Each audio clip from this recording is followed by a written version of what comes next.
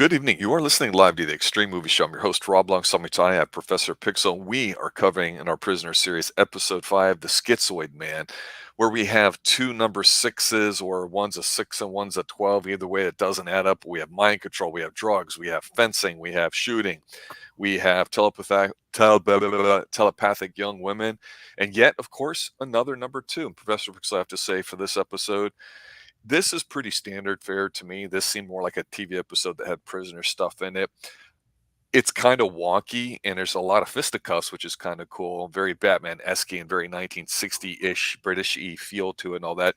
It was meh to me. It didn't really go too deep, I think, in stuff that makes me tick when I watch The Prisoner. But it's solid enough, and just how outlandish some of it is very campy, and for that, I'll give it a pass. What's your initial take on this episode?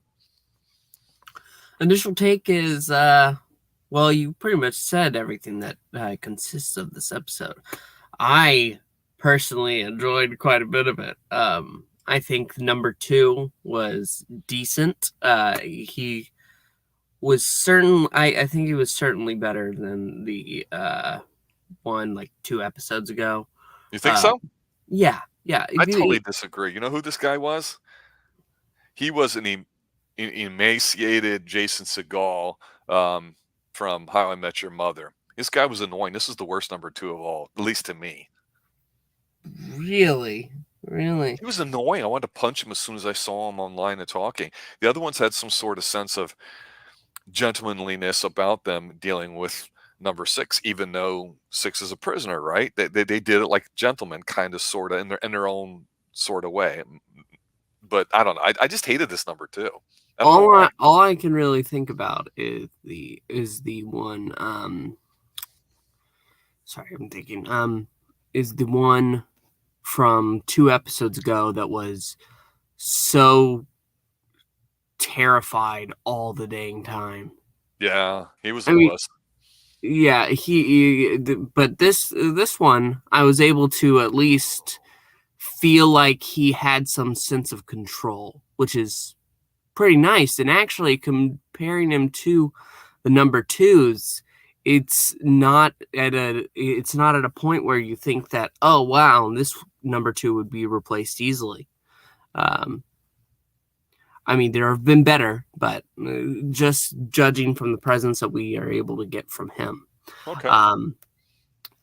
And actually digging into the episode, it was pretty trippy to start with. When you're dealing with a man who is now having to question his own identity as he is trying to be put on as another man.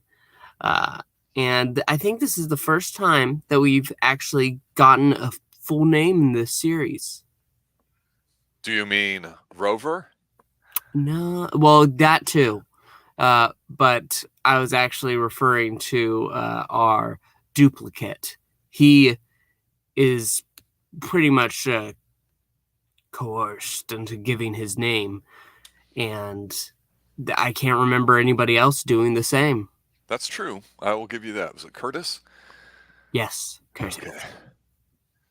Let's talk about the opening scene here too. I thought it was a little interesting where, we've mentioned before how the original way they were filmed versus where they were broadcast was different, and it's not necessarily a bad thing, but here in the United States and back in the late 60s when these were shown, they were definitely went in a certain order. And this, to me, it feels like another one of the episodes that just seems like we should know who this young woman Allison is, number 24, helping him out. And they're doing mind reading stuff, ESP, I'm like, okay, this is kind of cool, and it's very 1960s, 70-ish side things too. And she's actually a very attractive woman. I've seen her on a few things before. I believe she's still alive, actually, but she's able to read all these cards, and all these shapes for him. And I think that's kind of a neat way to set up, because we said before, of course, you can't trust anybody.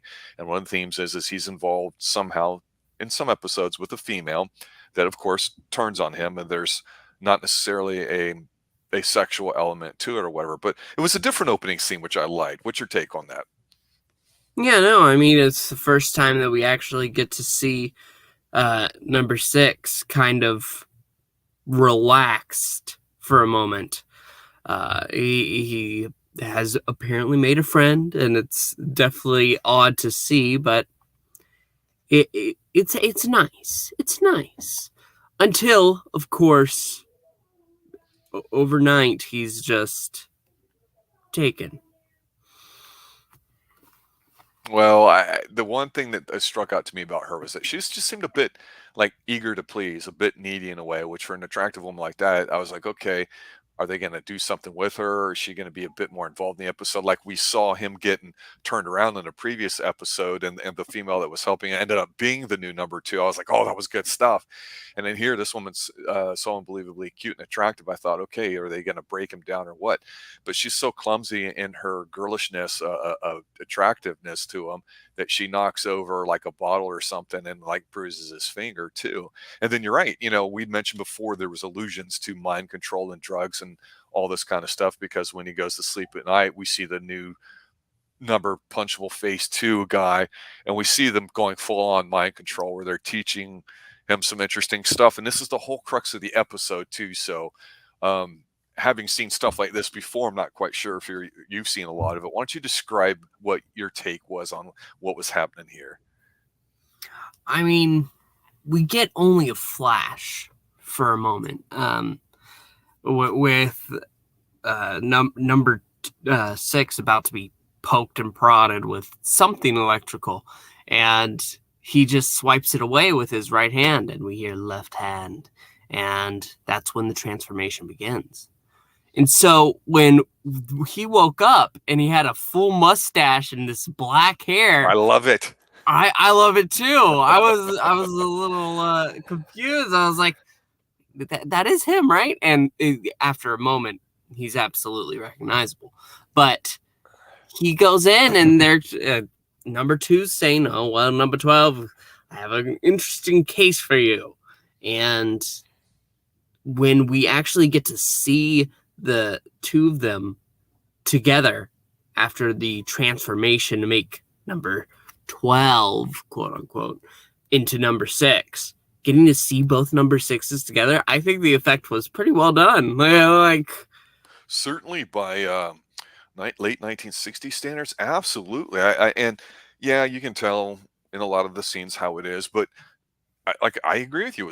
It was done very seamlessly. I was shocked at the production value of that, which kind of makes this episode a bit campy to me. Not even because of that, because he's got such a horrible fake mustache and a really bad dye job here. So the whole idea is that the new number 2 here is trying to reprogram number 6 and treat him like he's number 12 by making him change his handness from right to left.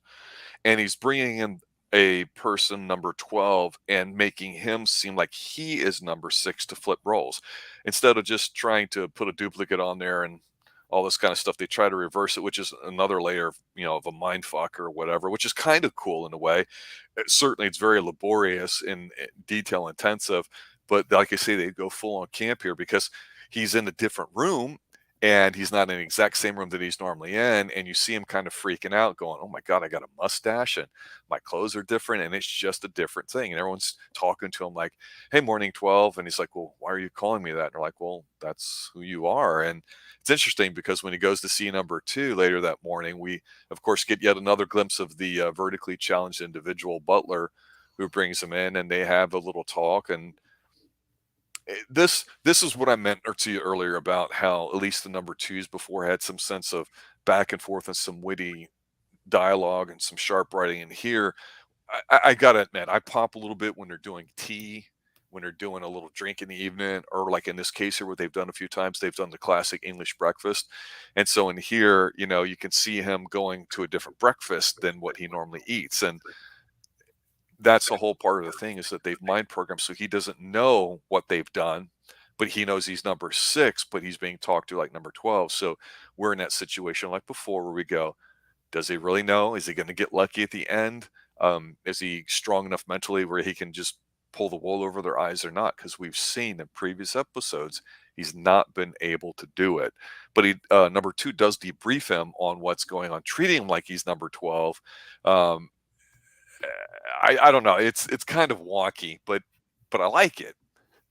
yeah, no, especially with how he's treating him like an old friend, and he doesn't drop for a second. He has the act down pat.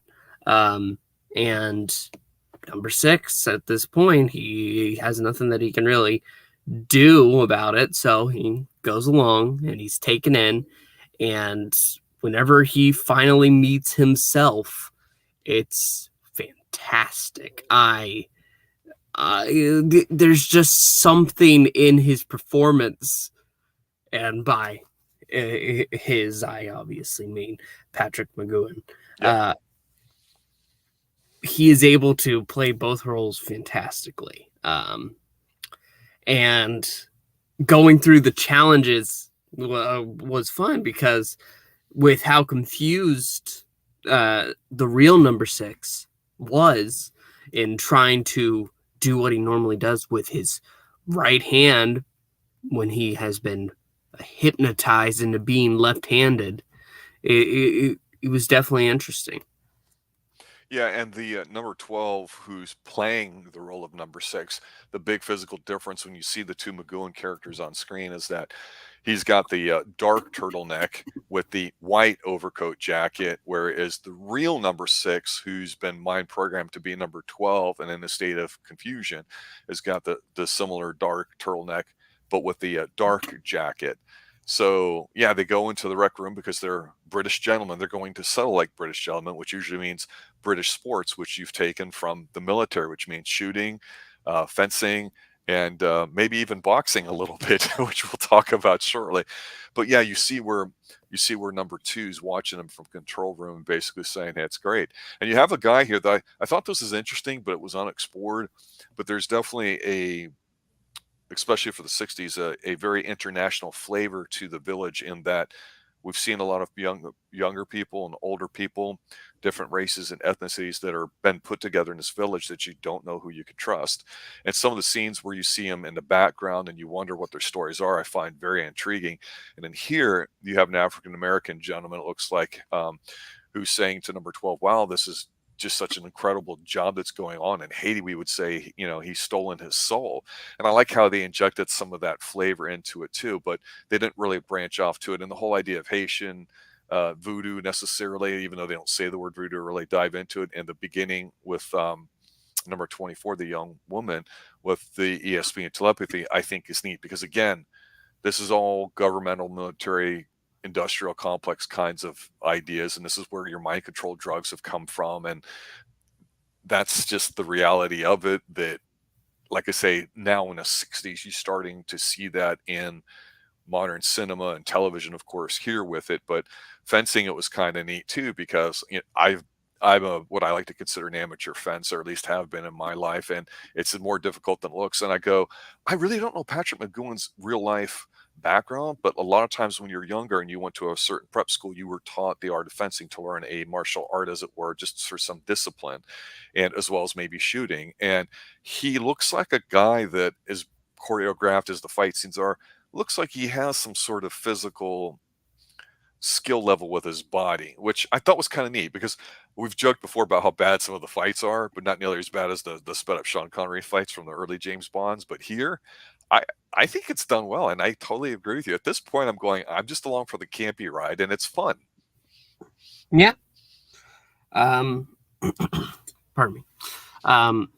And I loved finally actually getting to see 6 remember what he went through, because there's a moment after he's being worn down by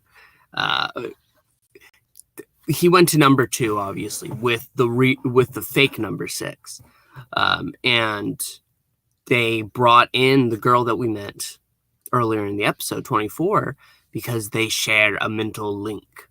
And, well, our real number 6 was sure that he'd be able to just pass through it, but he ended up failing, and the fake number 6 was able to pass the test with flying colors.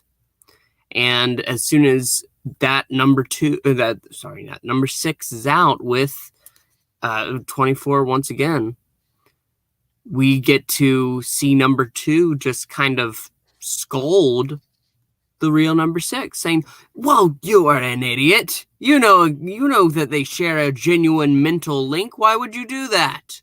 Yeah. And he's being worn down, but he's finally able to remember later that night in the room as he's like staring in the mirror.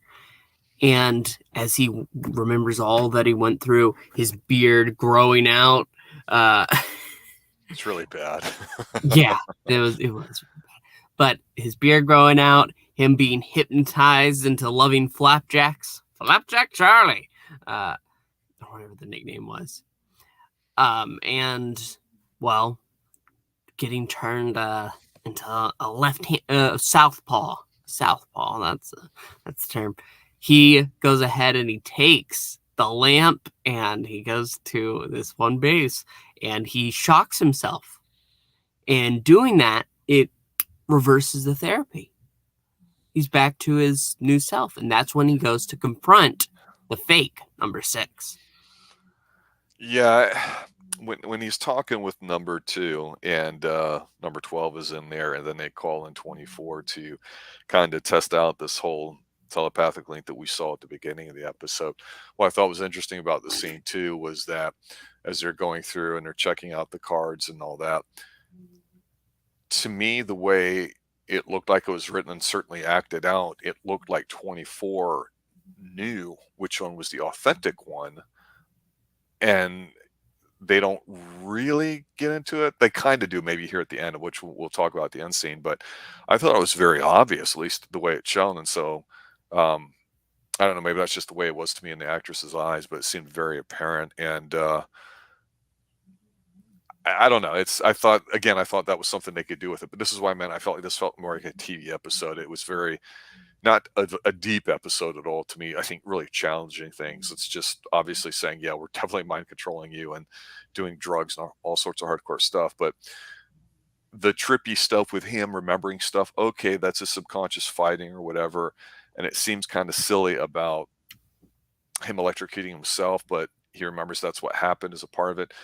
But what prompts him to do that is that when he wakes up and he's kind of freaking out and he's really almost breaking down, um, he looks down at his index finger and he sees the bruise that he got under his fingernail that he had originally from the opening scene when 24 accidentally bumped a bottle and it landed on his finger. And we saw that.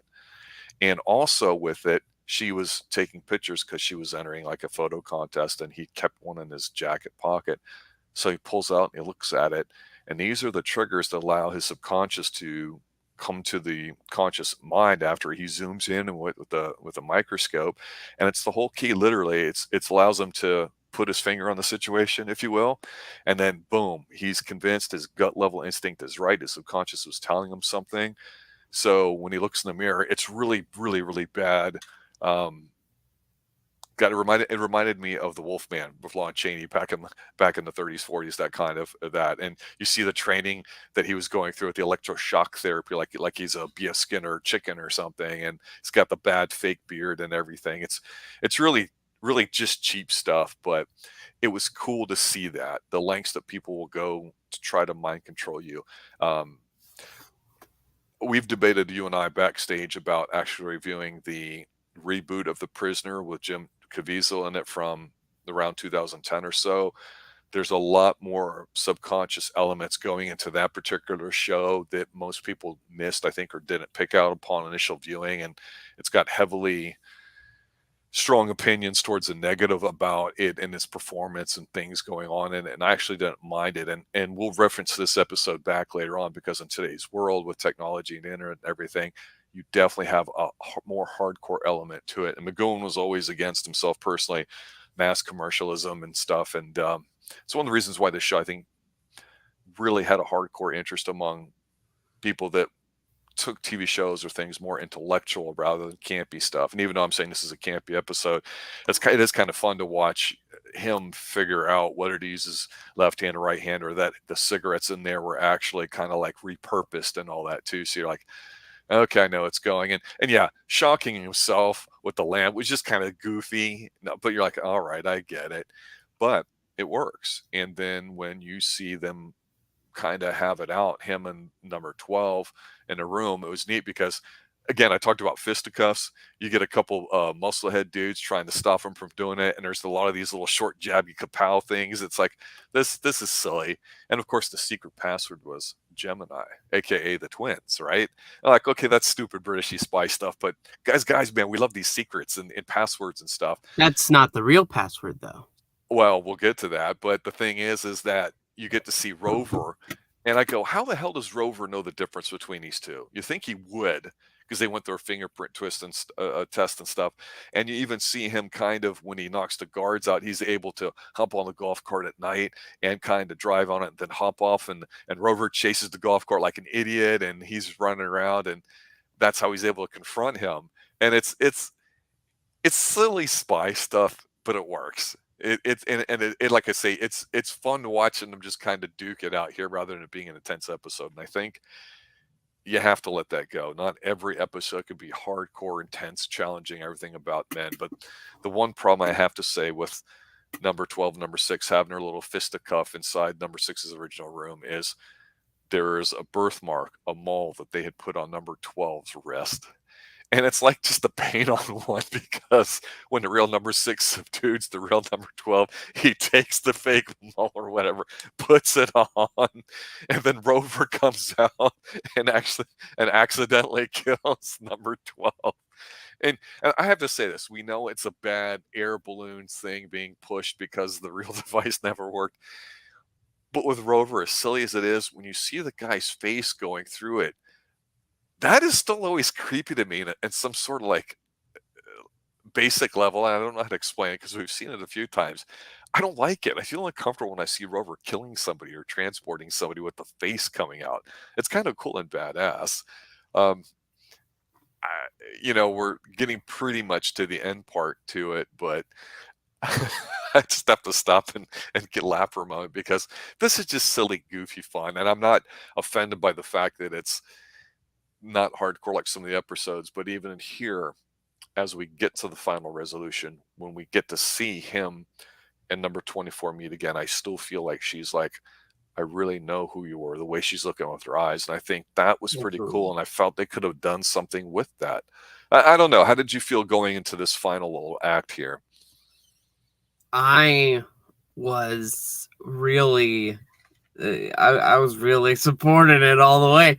Obviously, he's our hero. We our protagonist. We want to support him. But this one, he got so dang close because he was Curtis. Oh, well, number 6 is dead. Rover got him.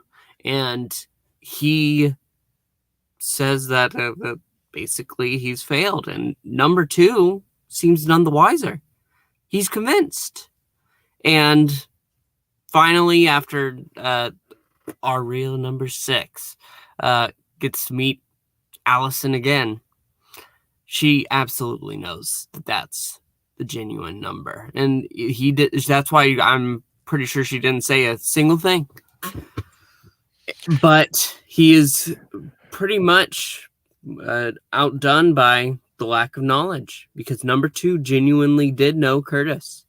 And as they're leaving, he's noticing like there's something off about him. Oh, we got to meet the general. Meet the general. That's a new one. And then before he goes, he says to give Susan his love and give her my regards. And number 6 says, I will. Gets the blindfold on, and well, it goes back down, and number 2 reveals that Curtis's wife, Susan, died a year ago. And that is our ending. When he meets 24 and they're talking, and she's like, well, I think she knows that he's the real number 6, even though he's playing like 12 leaving or whatever. It's kind of cool because he was like, "Well, tell me, how did you, know about being able to like read his mind and stuff like that?" She's like, "Well, like little things, little spasms, I think was the word," which I thought was an interesting way of describing it. And as soon as that answer's coming, he turns on, and he already has his lighter out, lighting her cigarette, which I don't recall her smoking earlier. So I thought that was not continuity, but it would have been a nice touch maybe if we saw that in the early scene when he was with her or two. So it lets us know as a watcher, oh, she kind of knows, but isn't giving it over. But um, again, the way she's portraying it, it seems like she knows because he's basically allegedly getting to go out, and you see him dressing up, and it looks like he's getting ready to leave down. And we know that it doesn't matter where he goes, even if allegedly it's back to London. It's not real. Even if it has some of the old people that are with him, we know that we've seen his corporate masters basically don't believe him or they're in on it, which I think's a bit defeatist in a way. If we knew that early on in some of these episodes, then this episode should just tell you, oh, yeah, okay, it doesn't matter what happens. We know he's not getting out. So it makes the ending a little weaker to me. And that's why I say I think sometimes the order might have been important. You don't have to do that in terms of the viewing. You can watch these as individual episodes, which I do like. But as far as the overall meta part to it, that's a little disappointing to me. And I just thought he would have been a little bit smoother on the ride there by following rule number 1. Shut your mouth. Say nothing. Say as little as possible. And we know that he likes to get into the battle of verbal wits with somebody to show he's smart and all. And I think that's a bit of an egotistical weakness of his, at least from what we've seen. And frankly, he's been lucky. He was lucky in his fight against number 12 in the room, and he's been lucky in all the episodes about getting out. He needs a bit of something that's outside of his skill set and him to do it, yet he keeps fighting. And of course, the harder you work, the luckier it gets, as the old expression goes. But you're right. I mean, she meets him at the airport, number 24 does, as number 2 seeing off what is supposed to be the imposter, number 6, number 12, or whatever. And she apologizes to him by not revealing the fact that she knows this so-called number 12 is really number 6, by saying, I felt really bad what I did to number 6. I never got a second chance. And he's like, well, there are no second chances. And she's like, there can be for the lucky ones. And if I had a second chance, I wouldn't do it again. So she knows him. And like that whole women's intuition thing, I thought could have been a very interesting way to take this episode in, or maybe we'll see that later, about how all these men are trying to crack another male, but yet with all the mind programming and drugs and swerves that number 6 has had so far and will have in the rest of the series, it'll be interesting, especially with the way that one episode ended with number 2 being a woman. This one starts off with number 2 being a man. I would have loved to have had that number 2 continue as a woman and put like a female perspective on how to go about doing, whether it's killing with kindness from a female perspective or something. I don't know. I just, like I said, I felt like this episode was, it's okay. It's solid. But even the flight out when he puts the blindfold on thinking he's going to leave, it didn't milk it enough, because within 2 seconds, the goons pull him out and he's like, yeah, blah, blah, blah, your wife died, a year ago, or whatever. And then boom, end episode. So like I say, skinny looking Jason Segel here is a punchable face kind of guy. I don't like him. I don't want to see him again. I think number 2 is played by one guy a few times, Leo McKern, I think is the actor's name. I think he's the guy that I like the most so far with the goatee. So this felt like just another Prisoner episode, not to make it sound like it's a bad one, because it's fun. But like I say, it lacks the in-depth sort of stuff. And even with the mind control stuff, it didn't get to me on a visceral level of creepiness, like when we saw in the first episode or 2, where there was allusions to what they would be doing to at the island, even though they've said, hey, we have to be careful on how deep we can go, because even though we can go deep, we can't damage what's in his brain. So like I say, it's very light. It's very 60s spy stuff. Not a bad episode, but certainly not one of the top ones that we've seen so far. But overall, I think a solid one, and we'll see what happens with next week episodes. Other final thoughts or observations that you have about this episode, Pixel? I pretty much agree. It's a lot of fun, but whenever you know that there is no chance of escape, it's a little hard to keep supporting him throughout it, because it's pointless.